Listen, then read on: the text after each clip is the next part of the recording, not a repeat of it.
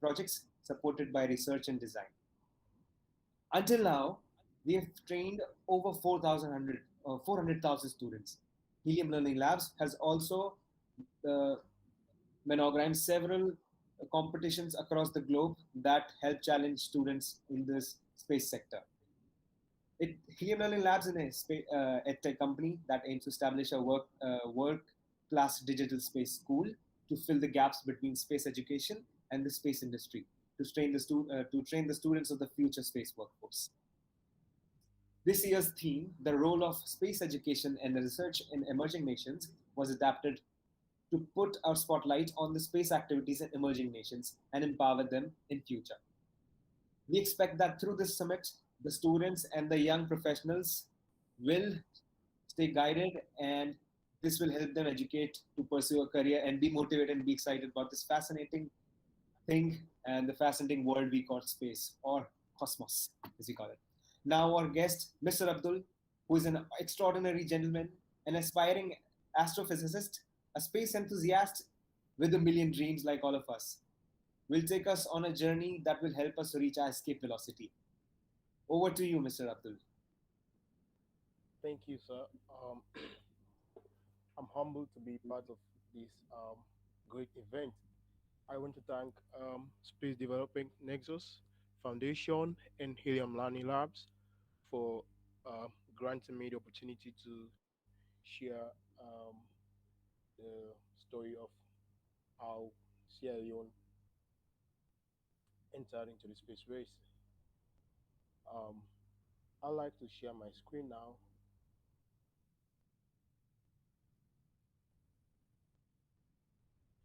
Okay.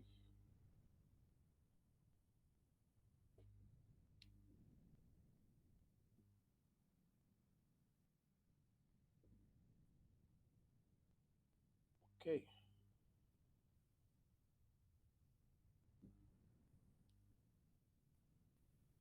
Um, this is a great privilege for us to share ideas and share our stories and talk about how we went through the struggles and how we were inspired by those who underwent the same struggles to reach the heights that they've reached. Now, Sierra Leone is a small country in the western coast of Africa, and I'm the national point of contact for Sierra Leone at the Space Generation Advisory Council. A couple of years ago, we we started off with the idea of forming a space club, and we thought of a name to give to the club. One of our greatest mentor at the time was Dr. Moiba Jah, who is an astrodynamist in the in USA, working at NASA, and also an associate professor at University of Texas.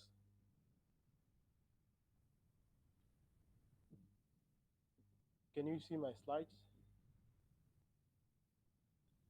Yes, sir. All right. So so we decided to name the space club the Dr. Moiba Jah Space Club, and he started inspiring us, gave us books um, that gave us introduction to space science and astronomy, especially astrodynamics. And so and then we wanted to share the idea because it's new. We were excited, so we went on an outreach program, collaborated with other guys, and went on an outreach program, and we succeeded in having 20 schools from which we established the space clubs, and then celebrated the first space week that year. The At the physics theater, we had professors and experts from the space industry. You can see the photo of um, Dr. Moribaja, and we had a guy um, from Synergy Moon, and other guys from the the legal aspect of space. And so it was very, very inspiring. But we had a problem. We didn't have sustainable support and the workforce to sustain it. So prior to the event, the founder of State Society, Alimami Conte, met with us and we had a meeting for us to start a society, a student-based organization where we can start to simulate real working experience and put ideas together, work on real life projects, so that by the time we graduate from university, we will have gathered a wealth of knowledge from the activities. So we bought the idea and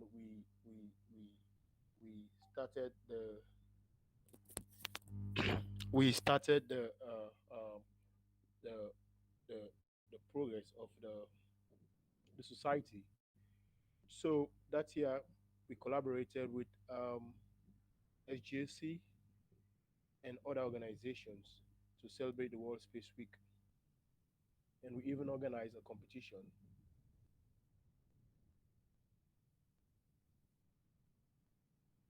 Now,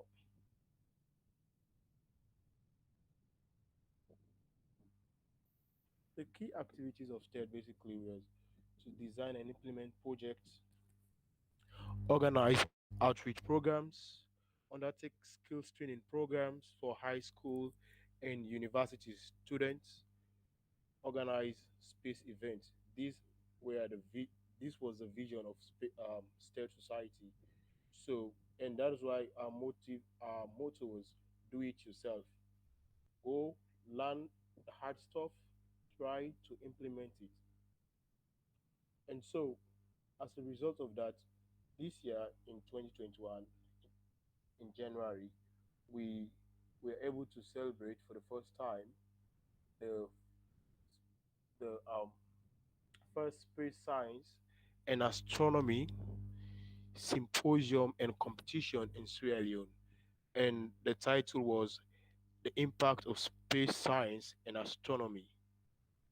We we all have seen developing countries that were lagging way behind in terms of economic strength are booming right now because they invested heavily on space science and astronomy. And so we wanted the people of our country to see what impact can space science and astronomy do to Sierra Leone. How can it change? How can it impact the economy, every other aspect of Sierra Leoneans? How can it influence the young generation? And it was a success. We had media engagement.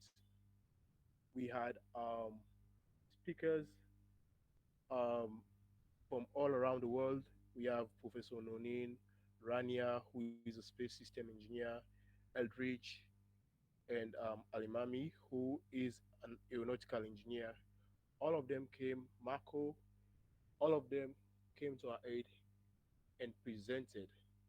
Their presentations were not just normal presentations, they were an inspiration to the students who attended the program and to even the university students who were there, the young professionals who who were also there. And of course, it was live stream on Facebook and on our local TV stations here in Sierra Leone. You see a photo of the team that the team that put together ideas to make sure that this program was a success.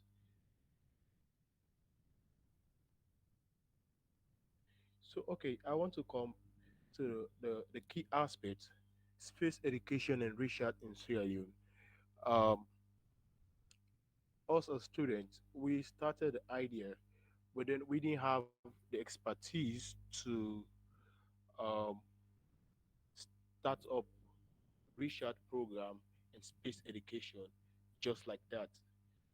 So, like there's a saying by Mary. She said, knowledge generated by research is the basis of sustainable development, which requires that knowledge be placed at the service of development, be converted into applications, and being shared to ensure widespread benefits. And so, I want to circle the first point, knowledge generated by research. And so, we had to start from the first stage, generating the knowledge. How did we do it? First, we we ensured that everyone has to review their course requirements. If you're studying physics, you're majoring in physics, it's okay to follow up with the modules that you've been taught at university level. But what you're gonna do is you have to go through what the world standard for doing physics requires. So you do the extra learning out there. If you study mechanical engineering or civil engineering, whatever you're studying, you have to look at what the world is doing and not just be relaxed and be content with the knowledge that you've been given at the university. And so when we did that, we saw a huge change within the group. Many people adopted the attitude of reading, buying books and reading and trying to practicalize. And also to keep this flame burning, we had to incorporate webinars and lectures from international experts. As I mentioned earlier, like the symposium we had, we had experts from the space industry who came in and gave out their own ideas, their stories, and that inspired most people. And then we moved on to the next phase, hands on practical, on the knowledge you already acquired. Now, there's one thing to acquire knowledge, but the most beautiful thing is to reduce the knowledge to a practical form. That is the hardest part of acquiring knowledge. And if you can reduce that knowledge to a practical form, then it will always just be stationary in your brain and will never produce results. So those who are doing programming languages or whatever, you have to be given a mini project to see that you um, you do something around the particular programming language that you're learning. So you adopt the attitude of practicalizing whatever you're learning so you can give back to society what you've learned.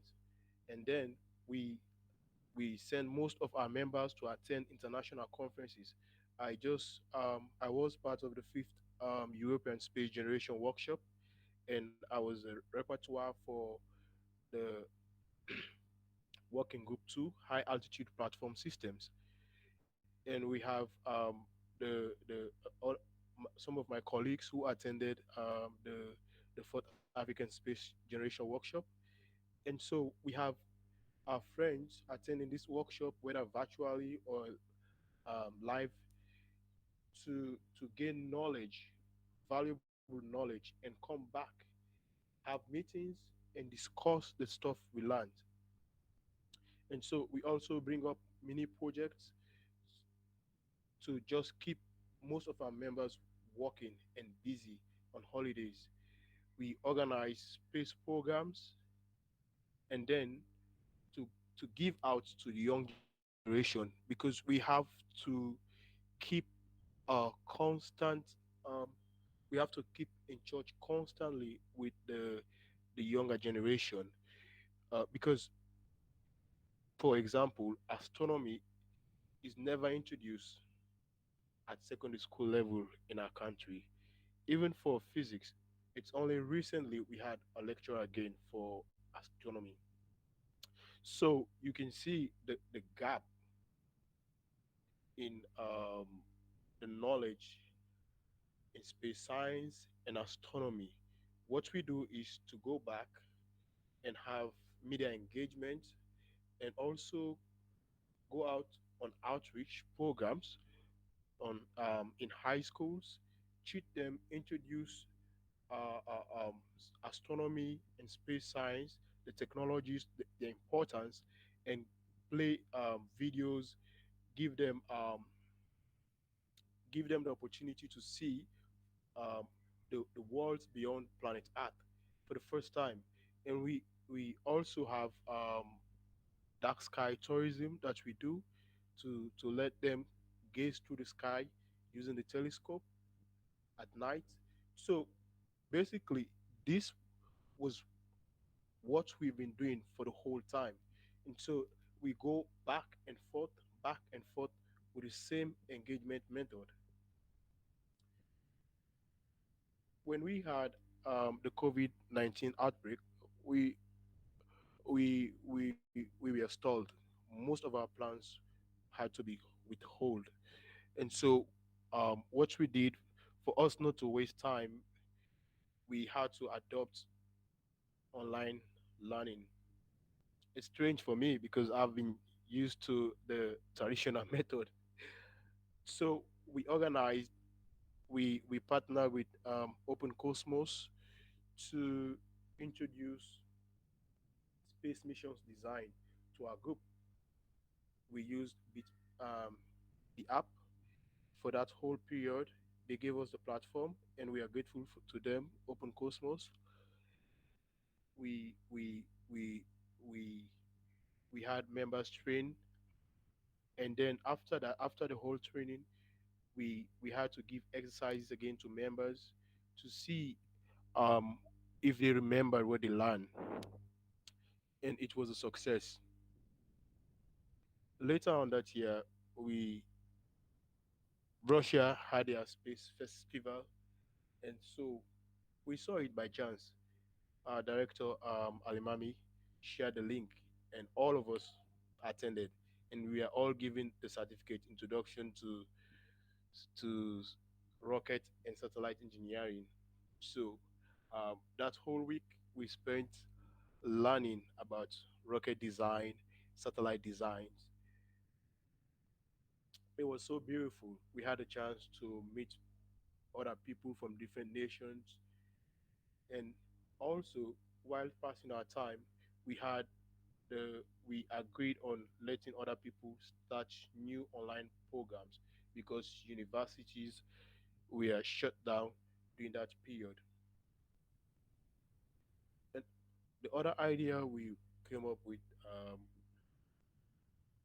the one of the board of trustees for the state society decided he's a head of department for the electrical electronics engineering for Abbey College University of Sierra Leone, Dr. Samba Sesay. He introduced satellite communications engineering at Frabe College for the first time, and we were lucky to be some of the first people to be trained to go through that course program for that semester. And now it has been established. So all other students, you can be in pure and applied sciences, doing physics or maths. You can still come and take it for now. And so we have people coming from pure and applied science taking it, and engineering, faculty of engineering, and it was beautiful. We learned so much the the significance of satellite communications. For example, in our country, the internet system is a huge mess. It's expensive. I remember paying a visit to one of the telecommunications facilities, and the managing director told me point blank that to sustain communication systems in Sierra Leone is extremely expensive. And I told him, why can't you use satellite communications? He said, oh no, we don't know about it. It might be more expensive. I said, no, you have cheaper ways if you invest in our projects. And so whilst we were doing all of this, we had one of our biggest vision to make sure that we build a satellite. Like I mentioned, the gathering of knowledge is basically the foundation of research. You gather knowledge, and whilst we gather knowledge, our key focus was for this Salon Search One. The African All Nations University in Ghana partnered with us and other universities to design a constellation of satellites uh, for the sub-region, and our satellite will be called Salon Search One. So basically, the mission, we all had one mission focus to make sure that the coastal region and the forest areas are properly monitored. For example, Sierra Leone loses over $200 million around its coastal waters every year from illegal fishing, and we see illegal logging. Our forests are being taken off every year, and we see the natural disasters taking place in Sierra Leone, and we are some of the top most risky countries, disaster-prone countries in the world. Now, this brings the question: what are we doing as a people, as young people? What are we doing? How can we help the society to give warning when there is a pending disaster? This project will help tell when there will be, um, let's say, a mudslide or flooding, whatever. And so we go through all of the processes, the mission design, the mission definition review, demonstration using CANSAT. We're presently working on um, multiple CANSAT projects to train high school students to design CANSAT and program them using Python, then launch them. So we have already a ground station that we are working on.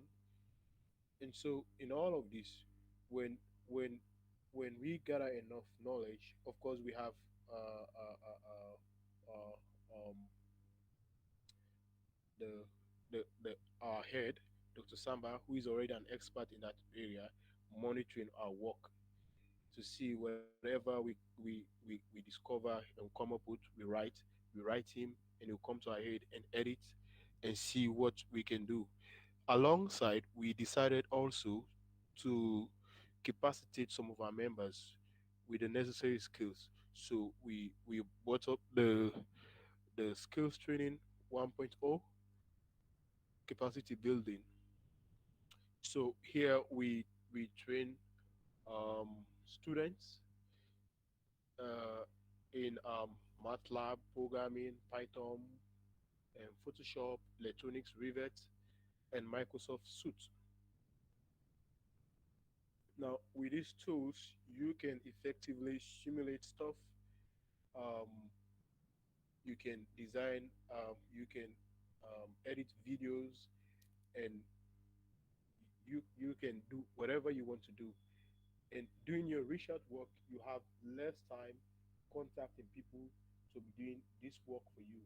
So we have a much larger workforce to help with the multiple projects that we're handling at the time. So um,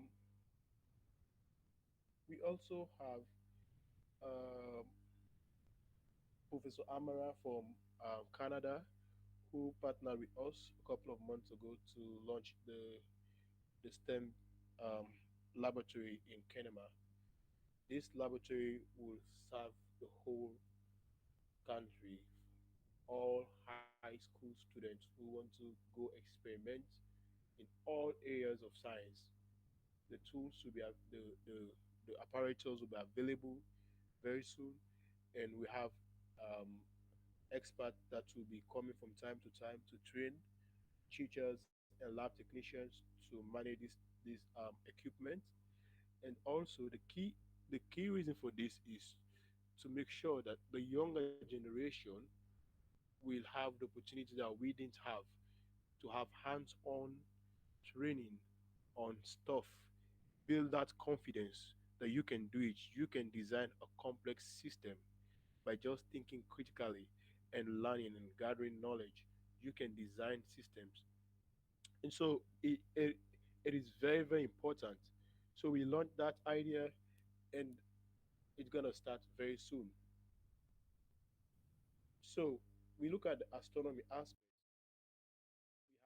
We have Dr. Hughes from USA.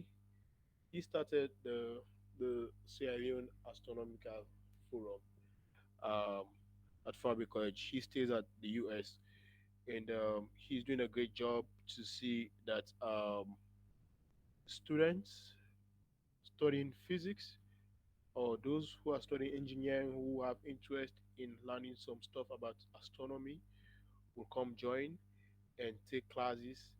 He sends books, tutorials, and other stuff online to train and teach students. Of course, tomorrow we're gonna be having the first ever geospatial symposium, and it will be hosted here in Sierra Leone at the Physics Theater. And so we had the opportunity to train students for the past 2 years. In fact, I didn't even do astronomy as a module while studying physics. I didn't have the opportunity. Much of the knowledge I have on astronomy basically is from reading books, not from university. So the the other guys coming in have the opportunity to actually do it as a module and getting to learn so much about the universe. It's so fascinating and it's so inspiring. I went there another time and I saw the energy in the students' minds and the way they reacted. So this is it. Even though we don't for now don't have the kind of platform that we've been dreaming about to to have the support from the government, we're still pushing to see that someday we'll have support from the government to support some of our projects. One of the things that we are looking forward to right now is the space education program for Africa from the AJC Africa chapter. Um, I don't want to leave that out, even though it's not part of my slides. Um, it will give us the platform as Sierra Leoneans to learn so much space law, space biology, space medicine, astrophysics, a lot of stuff, a lot of training will be done. And so we are already now forming the platform to ensure that it is mandatory for every team member that is interested in space related programs to participate in every each and every one of those programs so that we have skilled, knowledgeable members that can go out there and represent Sierra Leone at international level. So what is what are some of our future plans? We would like to see in the future some of us whether we have to go study abroad and we'll have to come back and make sure that our universities will offer space related degrees. It is very important. Most people have dreams of becoming pilots, they have dreams of becoming aeronautical engineers, um, space systems engineers, astrophysicists. They don't have it here. They don't have the platform. And so if we always have to travel to the States, you can imagine the cost of just a flight ticket to the, the the the the states or to any other country outside of Africa or within Africa from one country to another, the tickets are extremely expensive. So if we can have our own programs here and we have experts who are already trained, they can come back and build that system and go it. You see, most of these countries, like for example, India is now going very very rapidly, and China in technology and in economic strength. Why? Because they invested so much in space education and research. The government knew the benefit that they reap from these technologies. So much benefit. We want also to inspire the next generation. Now, if you tell people you're studying something around space, they'll either ask you, "Do you have the IQ?" or "You are crazy. You don't even have jobs for those careers here in Africa. You're wasting your time." But it's a lie.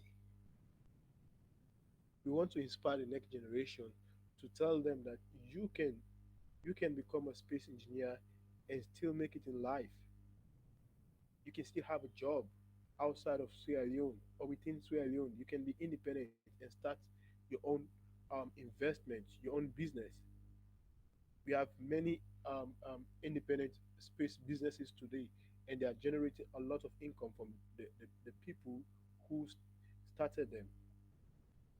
We like also to invest heavily on human capital investment and employ space technologies and their applications to solve societal problems. For example, we have problems with water. We have huge problem with water. We have um, now it's raining, so we can expect flooding at any time, or we can expect mudslide at any time. You have nothing to warn you. It's it's so scary to know that you have nothing to warn you of impending disaster. And so you start to think, what will be the future if we don't change this trend, if we don't create a platform where we can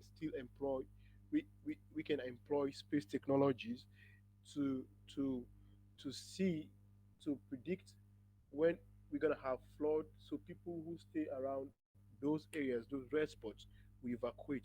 Or when we have mudslide, it was so pathetic. People were trapped in buildings and nobody could save them. Some were alive for 3 days. Nobody could locate them because we have no technology whatsoever to track these people and locate them. Nothing. Nothing absolutely. It's a disaster. And can you imagine if that could occur in a large scale, what would happen? So many lives that could have been rescued would die. So we like that to change. We like also to boom the economy of our country. Of course, our GDP is around about $4 billion. Very, very low. I think it's still dropping. It is dropping rapidly. So we want our country's GDP to rise, because if we invest in these technologies, of course we've seen the patterns. These developed nations and other developing countries that adopted these principles, how they are growing. It's only that we either choose to give blind eyes and die in poverty, or adopt their principles and grow rapidly with them. And so we as a team from State Society and SGSC, we as a member of SGSC, we would like to see our country to reach that stage to boom the economy and grow it. And now we also like to reduce the illiteracy rate.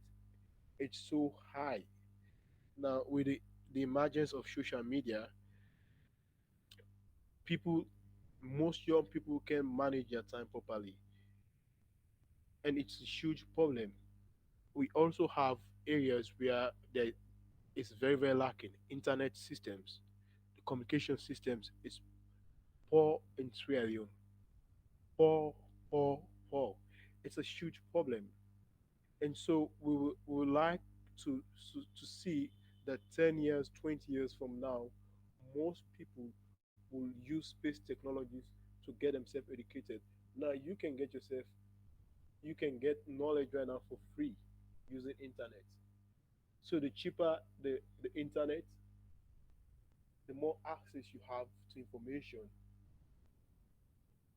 and the more you invest in your research work and have the flexibility to gather more knowledge. We also like to improve space research and education in Sierra Leone. And as I mentioned earlier, Dr. Samba is doing a great job in guiding us, and Mr. Hafner also guiding us to make sure that we follow the right principles in research. We are doing it for the first time. In fact, this the stuff about research should be a module for all those studying the sciences and engineering, because they will be producing technical papers when they go out, but sadly it's not part of our modules.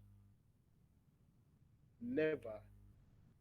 So we are lucky that we initiated that idea to start learning how to research and produce technical papers, so that when we go out there we can excel and don't have too much of catching up to do with our friends who have been there for all their lives.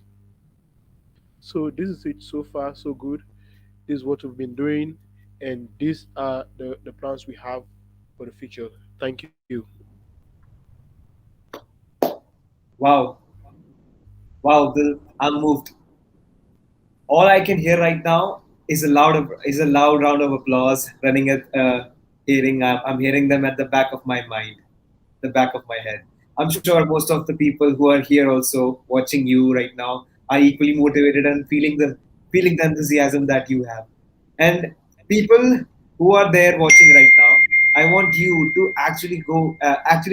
put actually put your hands together for this wonderful man right here, because talking about a developed nation and an emerging nation is easy, but what took those developed nation to become developed is is a man or a woman who is equally passionate as Mr. Abdul is. I thank you so much, Mr. Abdul, that you are here. You are here. That you brought your insight with the developments of the space uh, of the space community in your country, and I'm so inspired. Like I told you, there were two main points that I learned from you. It is vision and working for your vision by looking at your dream.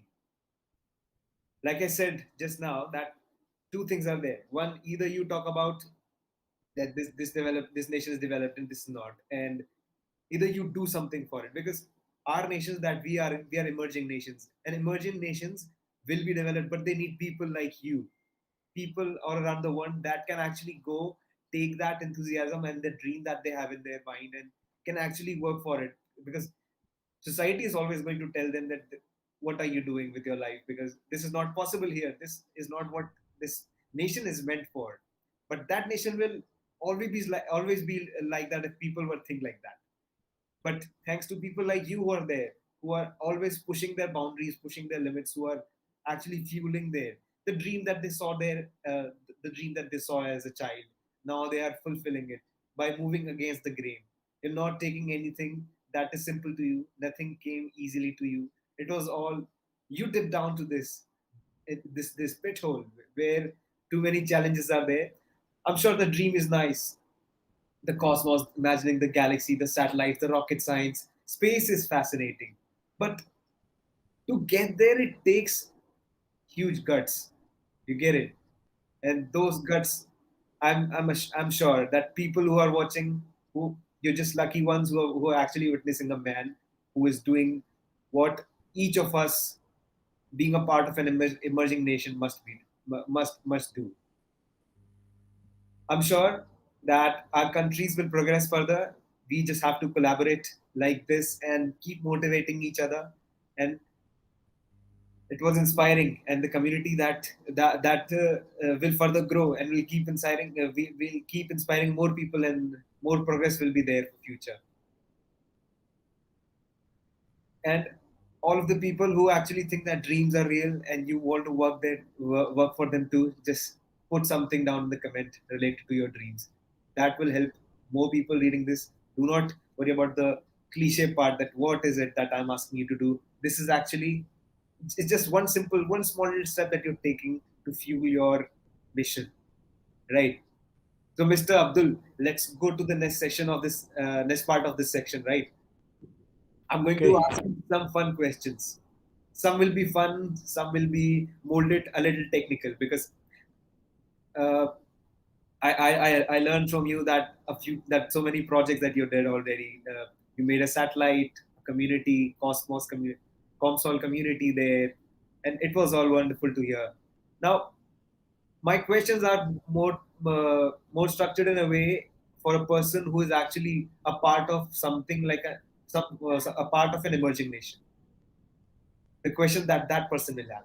So before that, before we jump into it, do you think international collaboration play a role in developing emerging nations and in their research capabilities? Do you think that nations that are developing and emerging, should they collaborate with each other, or do you think there is another way around?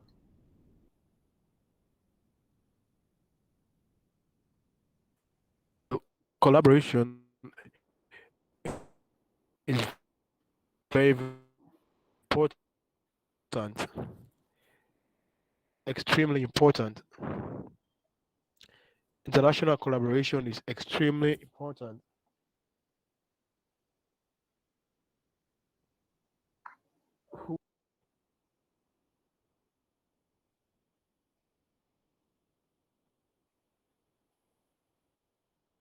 I think his audio is breaking and his internet is a little problem, but I think it'll get solved.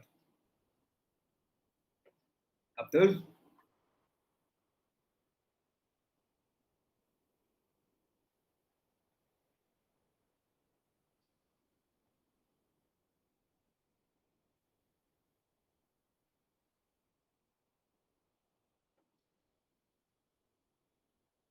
please put your mic on. Your mic seems off. Yes, I had power outage. See, Yeah, that. I had to switch to my phone. That's the life. That's the fun part of being in an emerging nation, because you get to face the challenges which you wouldn't have otherwise if you were living somewhere like in New York maybe, because everything is there now. Whatever people there, they dream and they do it because it's the way. It's the simple way. You can find things easily. I'm not saying that this is easy, by all means, but of course it gives you an edge over it. But it is fun being in challenges, make you a tougher person. So I enjoy doing it. I'm sure you do too, and most of the people actually do that. But they just need those inspiring personalities, inspiring people like you who can just talk to them. So my question again: Yes, international collaboration. it is very very important to have international collaboration. For the first part, you get to see their new innovations and how they failed. It is important when designing a system. Has it failed before? You cannot just take a project and say, well, let me start. I want to start from somewhere, from scratch. You're wasting your time. You're going to crash and waste important resources that you could have saved. So, international collaboration gives you the platform to learn from their mistakes so you don't repeat them. And then use their own successes to build upon so you develop faster. And then you also have the other opportunity to have to gather the knowledge they've gathered, the information and the materials they have to guide you. And if you're lucky, you can even have funding from international partnership.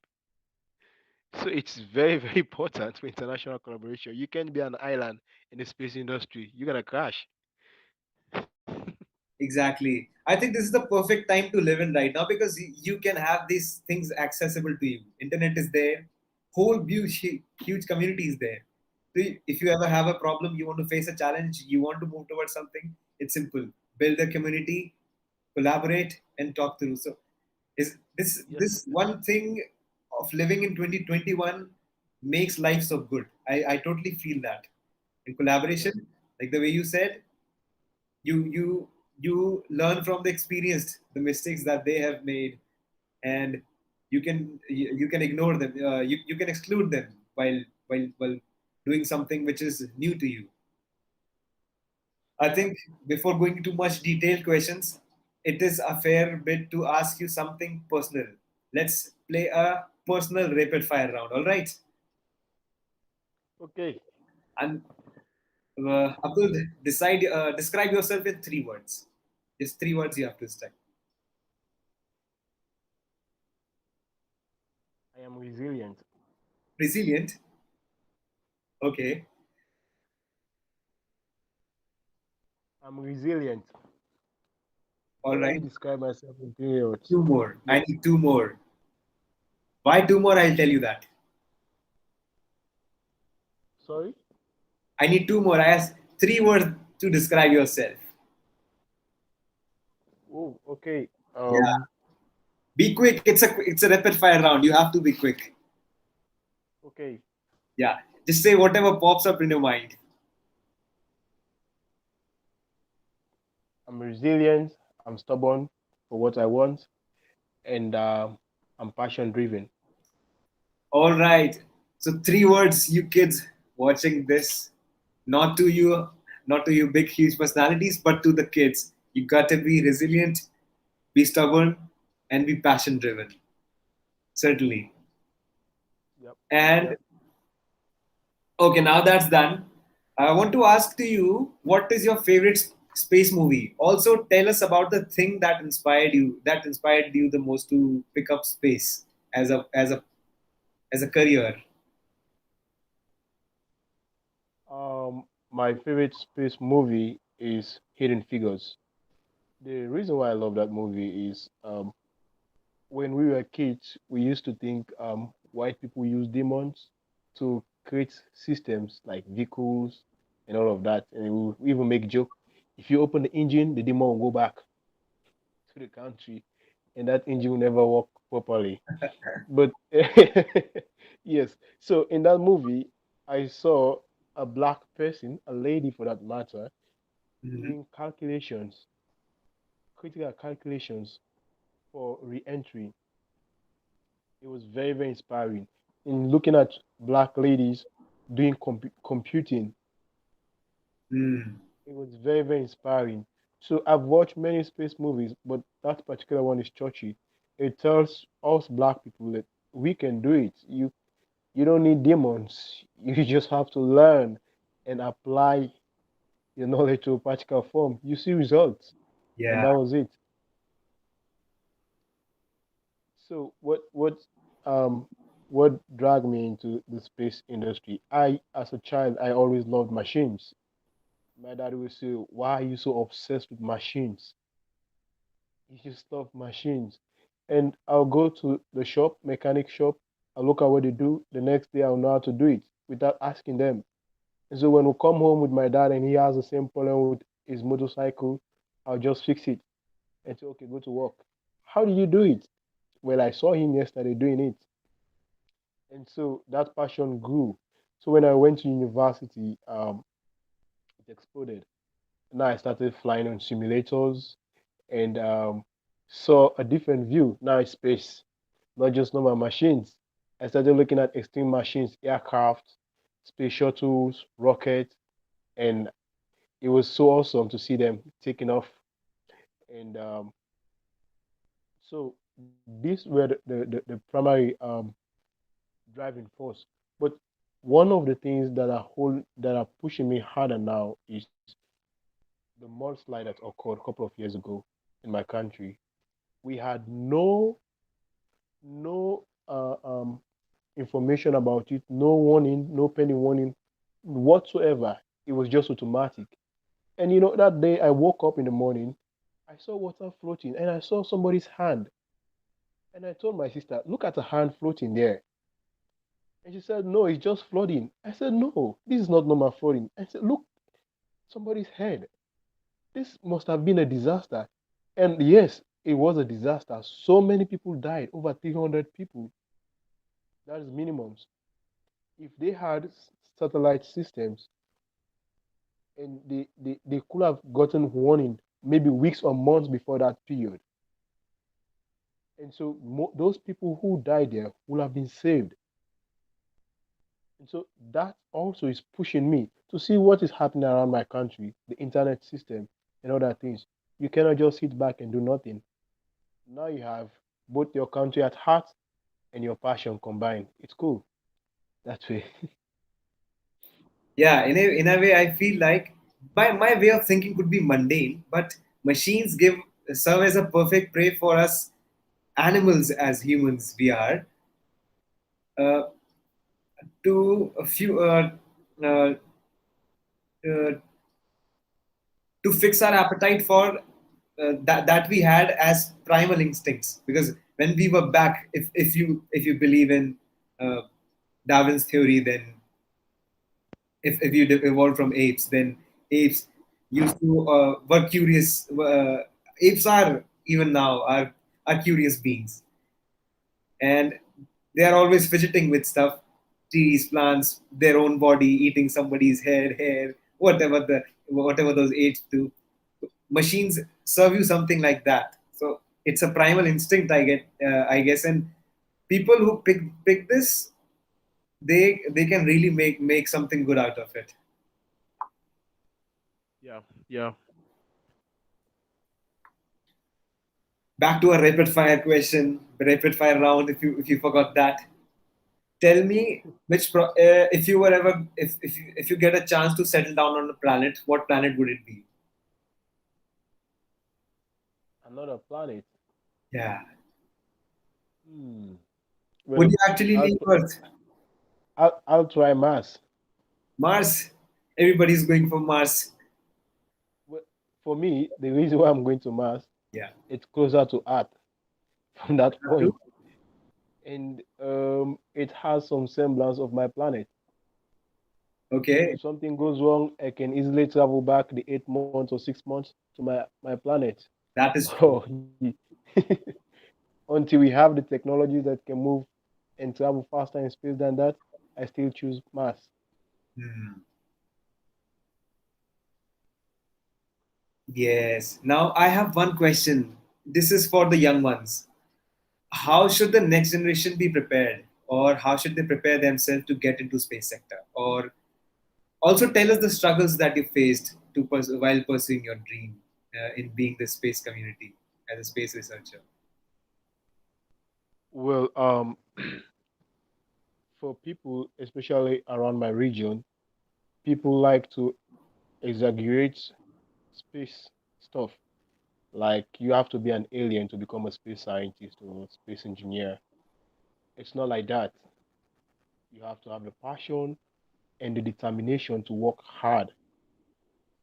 Hard work always beats talent. No matter how you look at it, hard work always beats talent. So the young generation, they should commit themselves to working hard at an early age. Once they've incorporated that in their lives, it becomes effortless to work hard. It's no longer a burden. They just walk to the top. Hmm. That is my advice for them. Moving on to a further question.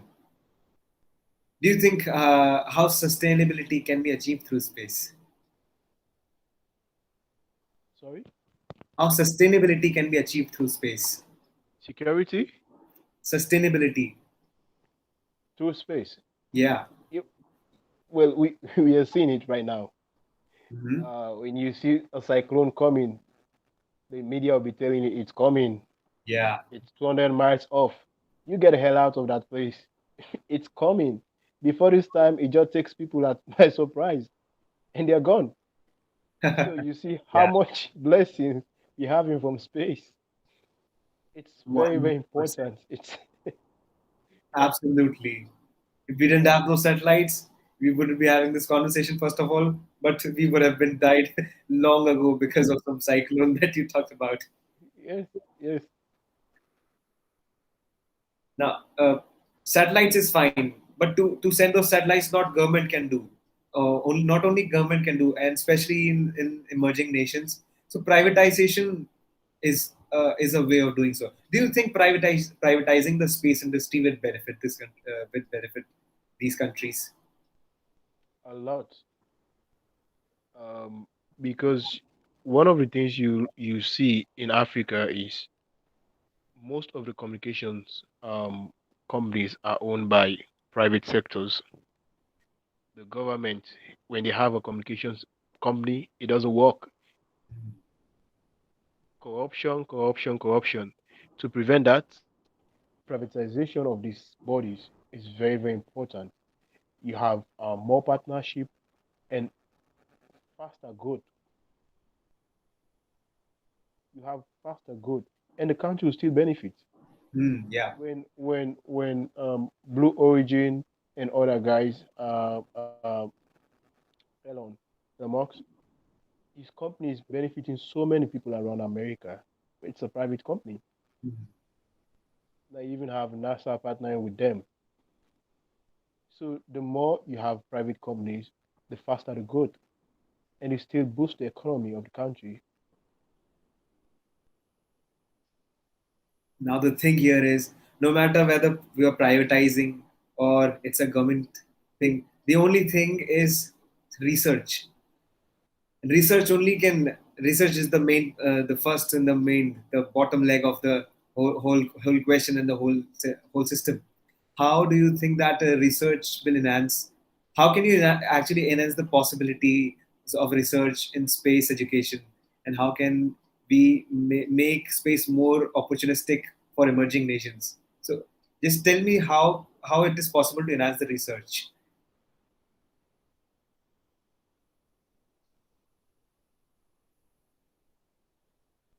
Well, the first step is to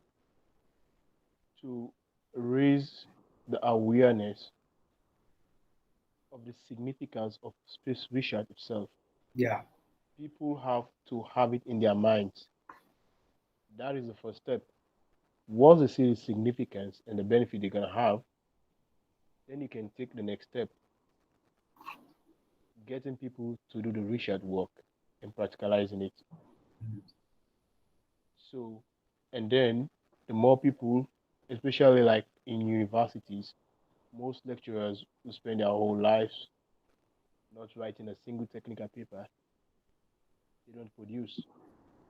You have to create policies that will ensure that after a couple of years, if you don't produce a technical paper, you'll be replaced. Yeah. That will keep them updated. That will keep them constantly on their toes, reading and doing research. And also have organized seminars to train young people to start doing it themselves at an early stage. Because you see, the old people, the older people, to change them is harder. The young kids, you can program them easier to adopt a particular way of living. And so, if we can come back to the kids and train them, by the time they come, the next generation will have people who are research oriented, and everywhere will be littered with researchers. Mhm. Your vision that you talk about, and uh, yes, absolutely, you're right that uh, spreading awareness is the best way for to have this to vision. Now to vision, first you need to have research, and you must have done research on some you must have some projects. So is there any ambitious project that you're working on right now, or you plan on working on maybe sometime in future, and you want to share with us? Mm, yes, we are working on uh, both a CANSAT project and a CubeSat project. But what we do right now is to to complete the CANSAT project and teach high school students how to program and develop a concept. That will be our next project to make sure that they learn it and we celebrate together with them this year World Space Week in October. And then we concentrate on the the CubeSat project that we're developing. We have other projects that are not space related projects. Does the government help you in any way with those projects? We've been seeking funding for a long time. But what we know presently is the University of Sierra Leone is in charge of the Salon Sat 1 project, in Okay. charge of it. So, and it's a government institution. So indirectly, the government is supporting. Yeah. And could there be any possibly policies that government can make in order to improvise these research opportunities in nations or to enhance more competitive uh, competitions?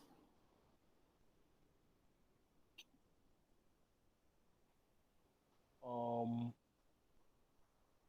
well, yes, they can they can develop policies on because somebody can tell you I'm doing research work, but you never see results, no result for years.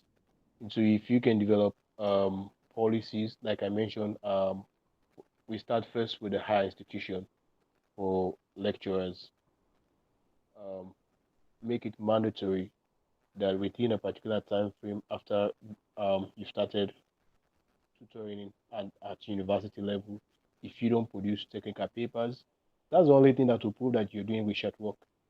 You'll be fired.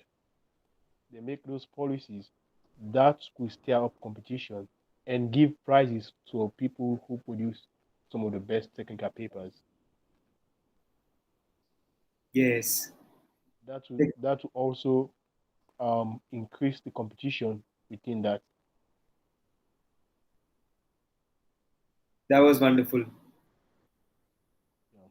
I think we have had enough questions. There's one last question that I want to ask you. That is to more towards the imaginative side, which is if you ever found extraterrestrial life on Earth, maybe in future or any time or maybe in imagination.